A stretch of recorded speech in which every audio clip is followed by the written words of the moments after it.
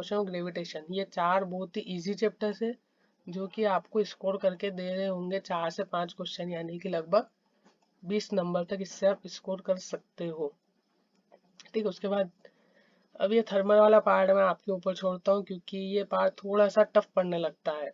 मतलब पढ़ने में मेरे को जैसा लग रहा था, थोड़ा सा टफ लगा था पढ़ने के लिए।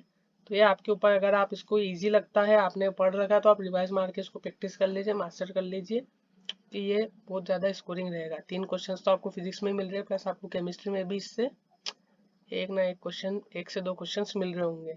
स्टेट्स ऑफ मैटर से भी आपको एक क्वेश्चन मिल जाएगा, तो ये बहुत ही स्कोरिंग चैप्टर रहेगा। ठीक है, अब एक ऐसा पार्ट है 11th का। ये जिस तरह से 11th की स्टार्टिंग हमारे पास में बहुत ही इजी रहती है, और इन सारे चैप्टर्स को हम पढ़ के अच्छा खासा स्कोर कर सकते हैं। ठीक है, उसी तरह से 12th में भी ऐसे चैप्टर्स आते हैं। 12th की स्टार्टिंग में इलेक्ट्रोस्टैटिक्स हमें पढ़ा दिया जाता है, बहुत ही सिंपल चैप्टर है, थोड़ा सा लेंदी लगता है बट सिंपल है, इजीली स्कोर किया जा सकता है। करंट इलेक्ट्रिसिटी बहुत ही सिंपल है। अब मैग्नेटिज्म वाले में 2 चैप्टर्स होते हैं। एक तो होता है जिसमें हमें पढ़ाते हैं मैग्नेटिक इफेक्ट ऑफ करंट क्या है, मैग्नेटिक फील्ड क्या है, अगर करंट कैरिंग वायर है तो उससे मैग्नेटिक फील्ड क्या बनेगी, मैग्नेटिक फोर्स क्या है। तो वो वाला पार्ट हमारे लिए ईजी हो जाता है। जो एक और रहता है जिसमें हमें अर्थ के मैग्नेटिक फील्ड के बारे में बताया जाता है, एक और जिसमें हमें मैग्नेटिज्म के बारे में बताया जाता है, किस तरह से मैग्नेटाइज किया जाता है मेटल्स को। हमारा एक लॉ भी आ जाता है, हेरेसिस लॉ भी आ जाता है। इस तरह से जो चैप्टर्स है, वो वाला चैप्टर आप छोड़ सकते हो, वो टफ पड़ता है, उसका इतना वेटेज नहीं है। उसके कंपैरिजन में ये एक बहुत ही इजी चैप्टर है जिसका अच्छा खासा वेटेज भी है। और ईएमएस बहुत ही छोटा चैप्टर है, 1 घंटे 1.5 घंटे में इसको कंप्लीट किया जा सकता है, और स्कोरिंग होता है। जनरली बोर्ड्स में भी स्कोरिंग होता है। तो इस वाले से आप 6 क्वेश्चन इजीली कर सकते हो। Atoms and nuclear modern physics, physics में बहुत ही इंपॉर्टेंट और बहुत ही सिंपल चीज़ है। मॉडर्न फिजिक्स का एक ऐसा पार्ट है जिसको आप बहुत ही इजीली कंप्लीट कर सकते हो। एटम्स एंड न्यूक्लियर, हर एक, अगर मैं बोलूँ तो एटम्स वाला जो चैप्टर है इसको आप अलग से देखो। जैसे कि एटम्स वाले का आपको एक अलग से वन शॉट मिल जाएगा। ठीक है, आप एटम वाले चैप्टर को 1 से 1.5 घंटे में निपटा सकते हो, न्यूक्लियर वाले चैप्टर्स को भी आप 1.5 घंटे में निपटा सकते हो। जो ड्यूअल नेचर है, जिसमें आपको डी ब्रोगली वेवलेंथ पढ़ना पड़ता है, फोटो इलेक्ट्रिक इफेक्ट जो कि पार्टिकल नेचर के बारे में होता है वो पढ़ना पड़ता है, तो इसको भी आप इजीली निपटा सकते हो। यानी कि जो मॉडर्न फिजिक्स वाला पार्ट है ना, इसको केवल आप 4 से 5 घंटे में अगर निपटाते हो तो 3 से 4 क्वेश्चन बन रहे हैं, और इससे ज़्यादा स्कोरिंग पूरी फिजिक्स में कुछ भी नहीं है।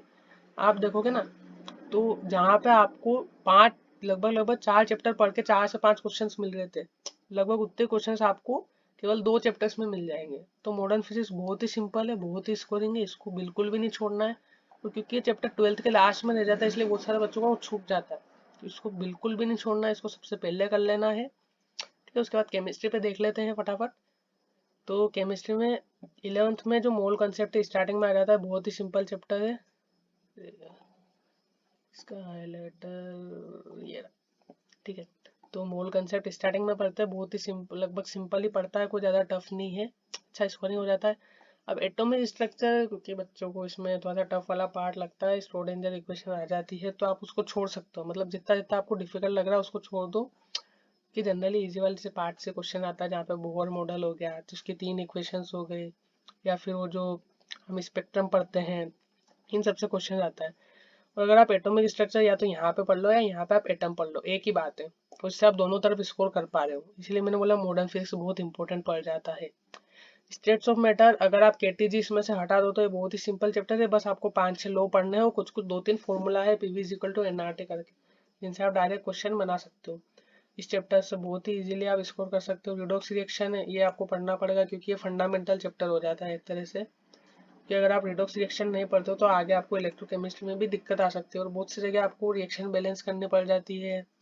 अगर आप ऑर्गेनिक देखोगे तो वहाँ पे आपको रिडक्शन ऑक्सीडेशन की जरूरत पड़ेगी, तो इसको एटलीस्ट एक बेसिक के लिए तो हमें पढ़ना ही है, और उसी बेसिक से हमारा क्वेश्चंस भी सॉल्व हो जाते हैं। थर्मोडाइनमिक्स 1 से 2 क्वेश्चन आएंगे। अब 11th 12th में अगर आते हैं तो सॉलिड स्टेट सॉल्यूशन, बहुत ही सिंपल चैप्टर है, इजीली हो जाता है। सॉल्यूशन का लास्ट वाला पार्ट थोड़ा सा ट्रिकी हो सकता है, तो उसको आप स्किप कर सकते हो, बट जो कोलिगेटिव प्रॉपर्टीज वाला पार्ट होता है उसको बिल्कुल भी नहीं छोड़ना, उससे क्वेश्चन पक्का आता है। ठीक है, केमिकल काइनेटिक्स एक इजी चैप्टर हो जाता है, उसके साथ में सरफेस केमिस्ट्री भी इजी है, आप कर सकते हो। मतलब कि इसमें सरफेस केमिस्ट्री वाला जो पार्ट है ना, ये तो थोड़ा सा एक रट्टा टाइप वाला हो गया है, इसमें आपको थोड़ा सा रट्टा मारना पड़ता है। केमिकल काइनेटिक्स फॉर्मूला बेस्ड है, अगर आपने एक बार पढ़ लिया तो उसी फॉर्मूले रिवाइज करते रहोगे तो भी आपका रिवीजन इजीली चल जाएगा। इलेक्ट्रोकेमिस्ट्री भी बहुत ही ईजी है, और इनके जो मैक्सिमम क्वेश्चंस है, ये जितने भी चैप्टर्स हैं इनके सारे मैक्सिमम क्वेश्चंस आपको न्यूमेरिकल टाइप में मिलेंगे। तो जनरली इसके सारे क्वेश्चंस न्यूमेरिकल टाइप में आते हैं। तो लेंदी पढ़ सकता है, बट एक बार पढ़ लेना, क्योंकि कभी अगर सिंपल आ गया तो, क्योंकि 12th का सिलेबस है, बोर्ड में तो आना ही है, तो ये वहाँ पे आपको फायदा दे जाएगा। अब अगर केमिस्ट्री, ये वाली होगी हमारी फिजिकल, ये वाली केमिस्ट्री हमारे पास में फिजिकल। अब देख सकते हैं यहाँ पे इनऑर्गेनिक केमिस्ट्री, और ये वाली हो गई है ऑर्गेनिक। ओके, तो इनऑर्गेनिक केमिस्ट्री में सबसे सिंपल चीज़ है हमारे पास में पीरियोडिक टेबल। इजी है, छोटा सा चैप्टर है, आसानी से कंप्लीट हो जाता है। केमिकल बॉन्डिंग अगर आप कुछ नहीं भी पढ़ो तो इसका बेसिक तो पढ़ ही लेना, जिसमें हमें किस तरह से पढ़ते हैं, किस टाइप से बॉन्ड फॉर्मेशन होता है, किस टाइप से हम लुईस जोड़ स्ट्रक्चर ड्रॉ करते हैं। अगर इसका जहाँ पे डिफिकल्ट पार्ट आता है वो होता है लास्ट में, जहाँ पे हमको पढ़नी पड़ जाती है एमओटी, मोलिकुलर ऑर्बिटल थ्योरी। उससे पहले पहले का लगभग पूरा चैप्टर सिंपल है। वीबीटी हो गया है, वीएसीपीआर थ्योरी हो गया, ये सारे बहुत ही सिंपल चीज़ें, इनको कर लेना, इनसे इजीली एक दो क्वेश्चन बन जाते हैं।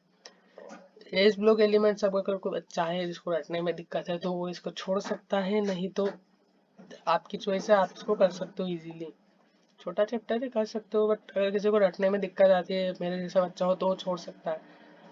अब पी ब्लॉक एलिमेंट्स अगर आप 11th का छोड़ दोगे तो चलेगा, जहाँ पे ग्रुप 13 एंड 14 पड़ जाता है, अगर वो वाला आप छोड़ दोगे तो चलेगा। तो अगर आप 12th, क्योंकि आपको बोर्ड तो देनी ही है, तो बोर्ड में भी स्कोर करने के लिए एक बहुत ही अच्छा चैप्टर रहेगा पी ब्लॉक एलिमेंट्स के ग्रुप 15, 16, 17 एंड 18। बहुत ही ईजी है, मतलब ईजी तो क्या कहूँगा, रट्टा मारने का काम है सारा।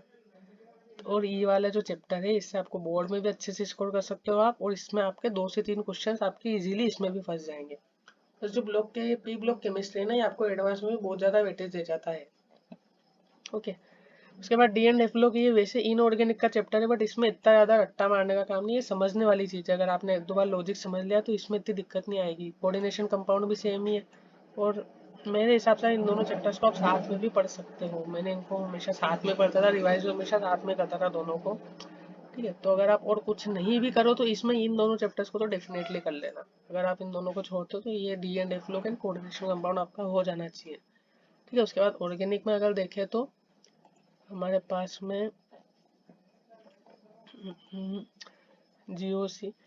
देखो, ऑर्गेनिक ऐसा है कि या तो पढ़ो तो लगभग पूरी पढ़ो, क्योंकि इसमें आधी पढ़ने से फायदा मिलता है नहीं। क्योंकि अगर आप, ऐसा तो है नहीं ना आपने कि बीच में से कोई सा भी चैप्टर पढ़ा लिया, हेलो एल्केन उठा लिया पढ़ लिया, इसमें ऐसा चलता ही नहीं है।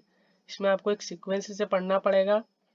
चाहो तो पूरा पढ़ सकते हो, अगर नहीं भी चाहो तो बेसिक बेसिक भी पढ़ लोगे तो भी आपके कुछ कुछ क्वेश्चंस तो बन जाएंगे। जैसे कि अगर आप जीओसी पढ़ लेते हो तो इजीली आपके क्वेश्चंस बन जाएंगे। जीओसी के अंदर आपका आइसोमरिज्म भी आ जाता है, इलेक्ट्रॉनिक इफेक्ट्स भी आ जाते हैं, इंडक्टिव रिजोनेंस, तो जीओसी पढ़ सकते हो। उसके बाद हाइड्रोकार्बन से एक इजी चैप्टर है। ठीक है, ये दोनों चैप्टर्स बहुत ही छोटे और इजी है। उसके बाद में अगर मैं बात करूँ हेलो एलिगेंस वाले की एंड हेलो एरेंस की, तो क्योंकि 12th में है, बट ये एक इजी चैप्टर पड़ जाता है। एल्कोहल फिनोल इथर एक जहाँ पे लंबा चैप्टर हो जाता है और इतना ज़्यादा वो वेटेज नहीं दे पाता, उसके कंपेरिजन में हेलो एल्केन एंड हेलो एरेन एक बहुत ही अच्छा चैप्टर है, तो इसको आप कर सकते हो। अमाइंस वाला चैप्टर बहुत ही सिंपल है, ये एक बहुत ही अच्छा चैप्टर लगता है मेरे को, क्योंकि अमाइंस में क्या छोटा सा चैप्टर है, बहुत जल्दी आप इसको पढ़ सकते हो, इसकी रिएक्शन ईजी है याद करना। अगर आप एक सही टीचर के नोट्स भी ले लो ना, तो भी आप इसको बिना टीचर के निपटा सकते हो, ऐसा चैप्टर है। और इससे 1 से 2 क्वेश्चन आपके डेफिनेटली आ ही जाते हैं, तो ये वाला तो आप डेफिनेटली करके रहना। ठीक है, उसके बाद ये तीनों चैप्टर्स ऐसे हैं, जनरली क्या करते हैं कि बच्चे इनको लास्ट के लिए छोड़ देते हैं कि ये वाले चैप्टर्स तो हम लास्ट में कर लेंगे। Biomolecules, polymers, chemistry in everyday life,